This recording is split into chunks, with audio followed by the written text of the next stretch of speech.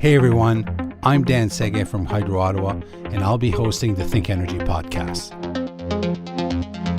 So here's today's big question.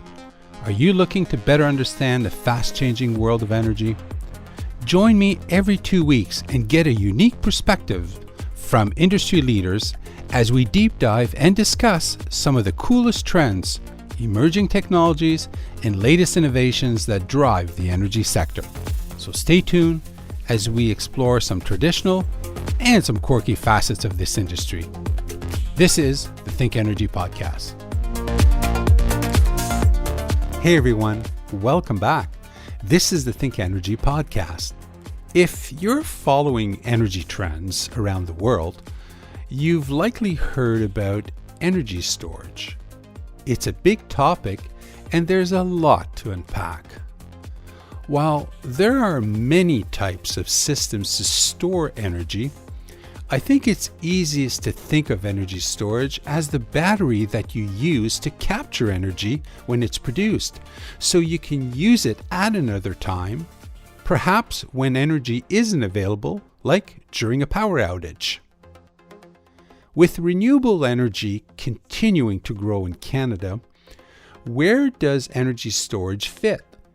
You have to wonder if energy storage will become the new power plants of the future. One thing is certain, energy storage will play an important role in the future supply mix for electricity, most obviously in creating a more flexible and reliable grid system. For example, when there is more supply than demand, such as during the night when energy costs are lower and power plants continue to operate, the surplus electricity generation can be sent to power energy storage systems instead of being sold at a loss or going to waste. While wind and solar are great, they can only produce energy at a certain time. This reality has been a barrier for mass integration into a modern electricity grid.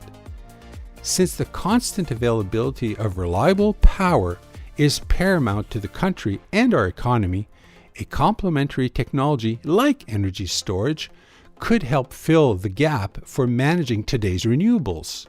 Synergies between wind energy, solar energy, and energy storage also mean that these technologies can provide a broader range of services to the grid when used in a coordinated manner that reduce overall electricity systems costs, such as building new and expensive generating plants. But at what scale are we at for energy storage today, and where is it headed in the near future? Is there a strategy and evidence that energy storage is the solution we're looking for? In short, where is Canada at on the energy storage journey to adoption? This leads me to today's big question. Is energy storage the missing piece in the renewables jigsaw puzzle and the solution for Canada's energy needs? Joining me today is a very special guest, Justin Rangooni, the Executive Director at Energy Storage Canada, who's here to help us unbox the energy storage mystery. Justin, welcome to the ThinkEnergy podcast. Justin, can you tell us a bit about yourself, what energy storage is, and what your organization, Energy Storage Canada, does, what it's all about? Of course, Daniel, and thanks for having me on the chat. Always glad to chat with you and see our friends at Hydro Ottawa again. Well, Energy Storage Canada is the national voice for energy storage. We are the only association dedicated to advancing energy storage in the country. We have over 60 members from across the energy storage value chain, from the biggest global companies to the most innovative startups. And we develop policy positions, advocate and educate decision makers, and host educational and networking opportunities through webinars and our annual conference. We are basically energy storage 24/7, 365 days a year. Cool. Okay. At a high level, what are we talking about in terms of large scale or grid scale energy storage? What sizes are available? How long can the energy be stored for? And is the goal to power cities for days or weeks? No, good question again. What makes energy storage so unique is the varying degrees of sizes, capabilities, and technologies. In terms of larger grid scale, we're talking about projects in the hundreds up to 1,000 megawatts. But energy storage projects can be in the kilowatts as well. It all depends on the project and where it's located. And depending on the discharge rate of how much energy is injected back into the grid, it could be a couple hours or even more. Again, all depends on the technology and the capabilities. And the goal for this sector is really to optimize generation, optimize distribution and transmission assets, provide the grid with reliable service, and support the goal of affordability for all ratepayers. Okay. Um, Tesla made a splash back in 2015 with its announcement of the Powerwall system, essentially small scale energy storage for homes. Has there been any movement in this area? So that is definitely the wave of the future as customers demand more choice and control of their energy needs. So small scale energy storage for homes will be getting there, especially as you see increased prevalence of electric vehicles and rooftop solar systems, residential storage systems, using the EV battery itself and hybriding with the solar system would be in lockstep. What you're seeing a lot now in Ontario is behind the meter storage devices for large industrial customers, which are helping manage their consumption. So it's getting there. But right now, it's not quite, but we are getting there into the small scale. Okay. Justin, can you explain what the clean energy goals are for the energy storage sector? What types of policies at the municipal, provincial, federal level need to be in place to succeed? Sure. So our clean energy goals are to optimize cleaner sources of generation and to help with the energy transition. And we're talking really a lot about the provinces are still relying on coal, especially, and planning to transition away. So what we say is that we can optimize your existing cleaner assets, variable generation or otherwise, by having storage within this system. So you do not necessarily need to build new, dirtier forms of generation. You can use energy storage to twin with your cleaner sources that you have. And in terms to do that, we're talking about removal of barriers, market opportunities, and just the general sense that energy storage resources are a mainstream tool for system operators to use. Moving on to the question, Justin, on how can Canada unlock the potential of the energy storage? And that is the key question, and it was the focus of our annual conference recently. And in fact, it was the title of a valuation study we did for Ontario that we released this summer, which concluded that if the province had at least 1,000 megawatts of energy storage enabled in the province, over the next decade, ratepayers would enjoy a net savings of over $2 billion.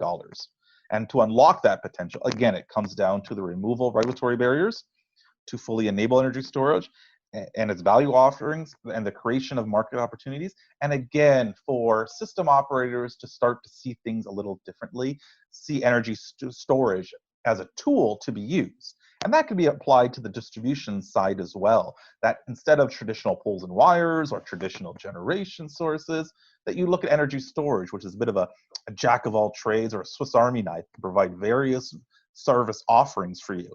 And so it's starting to see things a little differently with energy storage in the mix.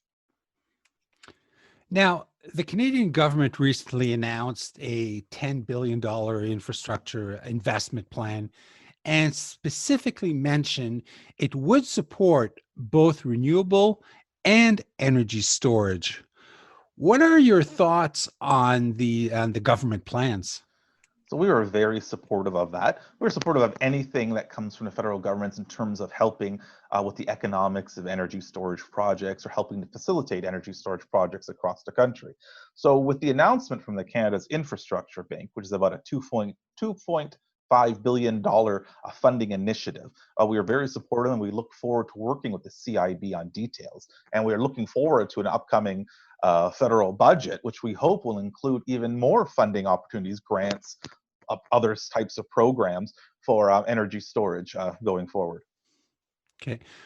What has been the impact of the pandemic on the energy storage industry? Well, as with everything in every sector, it's the uncertainty that it has caused. With what decisions could be being made by the government and decision makers that could have unintended consequences. For instance, in Ontario, their decision earlier this year to place a hiatus on the ICI program, the Industrial Conservation Initiative, we what it caused an unintended consequence of the decision because it put a lot of projects that were about to be built behind the meter on hold. So we understand what the challenges the government is facing to make decisions around the pandemic. We just hope that I think it stressed the importance of communication to understand how everybody could be affected by those decisions. So we are working with the government to ensure that we're here, talk to us, we're here to help. Let's try to find a nice path forward to help with the economic recovery coming out of this pandemic, hopefully in a not so distant future. Okay. Do you see the development and scaling of energy storage solution being imperative to successful transformation of the energy sector and the electricity grid? If so, how do you see energy storage accelerating in the years to come? I think it's the latter question that is really key because we're seeing energy storage accelerating throughout the energy system across Canada. And we're talking about from residential use, electric vehicles use as a battery, to the continued use of behind the meter for large customers, more hybrid projects to better optimize current assets, to transmission and distribution deferral. So we're really looking at the entire gambit for energy storage's role to be played. And it really, again, depends on those market opportunities and removing barriers to really unlock energy storage's potential. Given the grid expertise of utilities, what role will they play in the energy storage field? So we see that as the role being absolutely critical. Our utility members we have ourselves, they view energy storage as an essential tool as part of their system planning. And we believe all distributors and all utilities across the country will do as well. And we expect to see the only enhancement of energy storage resources as a tool, as an alternative to traditional poles and wires for utilities to use, which can better optimize utilities' investments in their poles and wires and help with ratepayers' affordability issues as well by using storage, which is a cheaper alternative in many cases to just building the status quo. Okay, Justin, it's now time to pull out your crystal ball. With plans to further electrify public transportation and promote urban intensification, do you think that utilities are likely to account for a large share of battery energy storage in Canada? So if I was to get the crystal ball, I think the use of energy storage resources on the distribution level is inevitable, and that's a good thing. So I think we'll be seeing utilities utilizing energy storage resources in front and behind the meter in much greater share than they are doing now. I think with the removal of regulatory barriers and just a more general sense that seeing energy storage as a tool for utilities to use, I think we're going to see a lot greater share, and that's a really good thing for the utilities, the ratepayers, and the system as a whole. Now, the next question is a mouthful. The economic value of energy storage is closely tied to other major trends impacting today's power system, most notably the increasing penetration of wind and solar generation. How does battery storage help make better use of electricity system assets? Can it defer or even eliminate unnecessary investments in capital intensive assets like building new and expensive generating plants to meet our country's forecasted energy needs? So, yeah, that was a mouthful. And I think the response is really short. I think, yes, it can. And it's one of the major value propositions of energy storage. Depending on the business case and again, the technology you're using beyond just batteries, because energy storage could be compressed air facilities, could be flywheels, pump storage, thermal storage. There are many different technologies available. And depending on the business case being used, you could see that. You could see it as a deferment or in place of building traditional generation, or in addition, the deferment of just building traditional poles and wires, for instance. It all depends on the business case. But again, because it's a tool, that's what we're trying to say is have that as a tool so you can see if it is the better alternative. Now, are you ready to close us off with some rapid fire questions? Of course, those are my favorite. Okay. Well, what is your favorite word? Cookies. Okay. What is the one thing you can't live without? Cookies. Okay. What habit or hobby have you picked up during shelter in place? Well, it would be cutting my own hair and cutting my son's hair. Okay. I thought you were going to say baking cookies. Oh, baking cookies. There you go. That would have been a good answer too. Okay. If you could have one superpower, what would it be? Oh, I would say flying, so we can skip the airport lines. That'd be the best. If you could turn back time and talk to your 18-year-old self, what would you tell him? Well, I would say get your sleep in now, because with 3 kids, that is definitely in short supply. Good one. Um, and lastly, what do you currently find most interesting in your sector? Well, I think the most interesting thing is the endless opportunities for innovation and creativity. With energy storage being a tool that can be used by utilities, by customers, by the system operators, the possibilities are endless with energy storage, and that's what makes the sector so exciting. Well, Justin, we've reached the end of another episode of Think Energy podcast. Last question for you. Hmm. How can our listeners learn more about you and Energy Storage Canada? How can they connect? Well, that is the best question of the day. They can look at our website at energystoragecanada.org. All the information is there of who we are, what we do, joining up for memberships, of course. You can see all our publications and our submissions. And there's a lot of great information up there. So check out energystoragecanada.org. Cool. Again, thank you for joining me today. I hope you had a lot of fun. I sure did, Daniel. Thanks so much for the opportunity.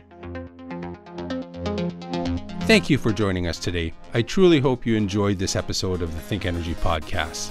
For past episodes, make sure you visit our website, hydroottawa.com/podcast. Lastly, if you found value in this podcast, be sure to subscribe. Anyway, this podcast is a wrap. Cheers, everyone.